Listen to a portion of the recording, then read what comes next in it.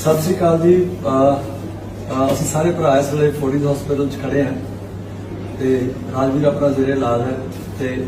ਤੁਹਾਨੂੰ ਸਾਰਿਆਂ ਨੂੰ ਇੱਕ ਬੇਨਤੀ ਆ ਔਰ ਇਸ ਬੇਨਤੀ ਨੂੰ ਬਹੁਤ ਗੰਭੀਰਤਾ ਨਾਲ ਸੀਰੀਅਸ ਤੇ ਹੋ ਕੇ ਬਹੁਤ ਸਾਰੀਆਂ ਚੀਜ਼ਾਂ ਜਿਹੜੀਆਂ ਰਾਜਵੀਰ ਦੀ ਸਿਹਤ ਨੂੰ ਲੈ ਕੇ ਠੀਕ ਨੇ ਤੇ ਪਰ ਬਹੁਤ ਸਾਰੀਆਂ ਉਹ ਚੀਜ਼ਾਂ ਵੀ ਨੇ ਜਿਹੜੀਆਂ ਠੀਕ ਨਹੀਂ ਨੇ। ਅੱਜ ਅਸੀਂ ਬੜੇ ਭਰੇ ਮਨ ਨਾਲ ਤੇ ਬਹੁਤ ਹੱਕ ਨਾਲ ਤੁਹਾਨੂੰ ਬੇਨਤੀ ਕਰਨ ਲੱਗੇ ਹਾਂ ਕਿ ਅੱਜ ਦੀ ਰਾਤ ਤੁਸੀਂ ਜਿੱਥੇ ਜਿੱਥੇ ਵੀ ਹੋ ਸੰਗਤ ਰੂਪ ਦੇ ਵਿੱਚ ਤੁਸੀਂ ਸਾਰਿਆਂ ਨੇ ਅਰਦਾਸ ਕਰਨੀ ਹੈ ਸੱਚੇ ਪਾਤਸ਼ਾਹ ਦੇ ਚਰਨਾਂ। ਔਰ ਸਾਨੂੰ ਪਤਾ ਸਾਰਿਆਂ ਨੂੰ ਕਿ ਜੋ ਹੁਣ ਤੱਕ 4 ਦਿਨ ਦਾ ਸਫ਼ਰ ਰਿਹਾ